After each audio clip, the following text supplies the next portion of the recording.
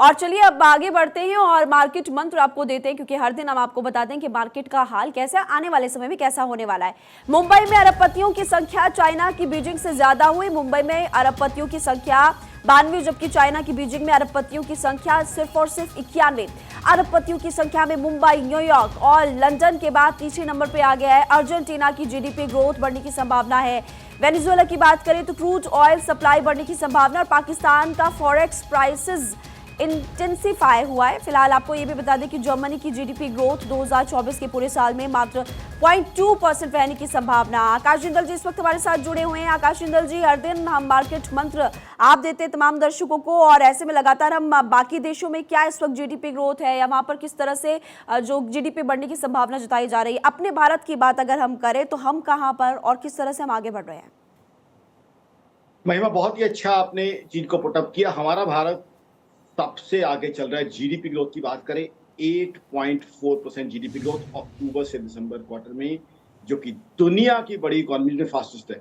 और मोदी साहब की आप विजनरी अप्रोच देखिए कि मोदी सरकार ने देश के अंदर, इकोनॉमी के अंदर बहुत तरक्की दी है, जिसका फायदा आम आदमी को पहुंचा है। अब आप देखिए, सबसे पहले मैं आपको बताऊंगा बिलियनियर्स की लिस्ट में जो आपने खबर बताई थी, मुंबई बीजिंग से आगे पहुंच गया है। अब बिलियनियर्स में, अरबपतियों में न्यूयॉर्क, लंदन के बाद हमारी मुंबई है बिलियनियर्स की संख्या में। और इसका मतलब ये नहीं है कि सिर्फ पैसे वालों के पास पैसा बढ़ा है। इसका मतलब ये है कि देश के अंदर तरक्की हुई है, देश के अंदर खुशहाली बढ़ी है। क्योंकि होगा क्या, अगर कोई बिलियनियर, अगर कोई अरबपति मुंबई में बढ़ते हैं तो क्या करेंगे पैसे का?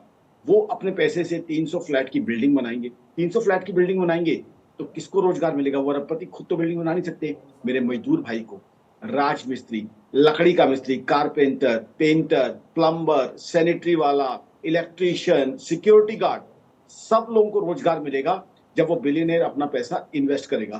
तो ये कहीं ना कहीं पूरे देश की खुशहाली की तरफ बढ़ने की निशानी है। तो मेरी ऑर्गेनाइजेशन आकाशंदल.in का मानना है कि मुंबई में बिलियनियर्स की संख्या बढ़ना का मतलब ये नहीं है कि सिर्फ रईसों के पास पैसा बढ़ा है। इसका मतलब है पूरे देश के अंदर खुशहाली बढ़ रही है, आम आदमी को भी फायदा हो रहा है। क्योंकि कोई बिलियनियर अगर मोटरसाइकिल की फैक्ट्री लगाएगा तो उस फैक्ट्री से कितने लोगों को रोजगार मिलेगा?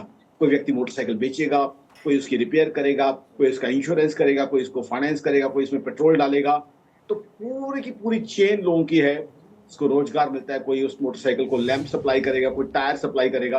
तो आई थिंक जी इससे ओवरऑल हिंदुस्तान की खुशहाली, इंक्लूसिव ग्रोथ से कहते हैं कि आम आदमी की तरक्की झलकती है कि जो है मोदी राज में कैसे देश खुशहाली और तरक्की की तरफ बढ़ रहा है। और जिस तरीके से मोदी साहब की पॉलिसीज हैं, जी मेरी ऑर्गेनाइजेशन आकाशंदल.in का मानना है कि आने वाले 3 साल में हम थर्ड बिगेस्ट इकोनॉमी और जो है दुनिया की पक्का बनने की संभावना जी रखते हैं। जिस तरीके से ग्रो कर रहे हैं हम, क्योंकि जर्मनी और जापान दोनों ही लड़खड़ाए हुए हैं और हिंदुस्तान बड़ी जी बड़ी तेजी के साथ आगे बढ़ता जा रहा है।